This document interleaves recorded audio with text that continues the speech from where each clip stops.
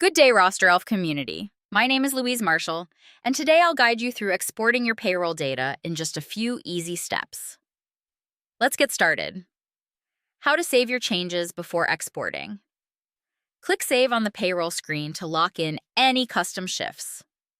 This stores your changes instantly, so nothing is lost. Confirm every shift and hour is correct before you leave the screen. This prevents any last-minute surprises. How to export the payroll CSV. Click Export CSV File once your review is complete. RosterElf immediately creates a compatible file for any payroll system. How to review summary information. View the staff, budget, and leave tabs in the summary window to check your totals at a glance. Select Process Payroll when everything looks right. This finalizes the data, ready for download. How to download your CSV file. Click Download File to save your payroll CSV somewhere handy, like your desktop. Open the file to double-check the figures or import it straight into your payroll software. That's all there is to it.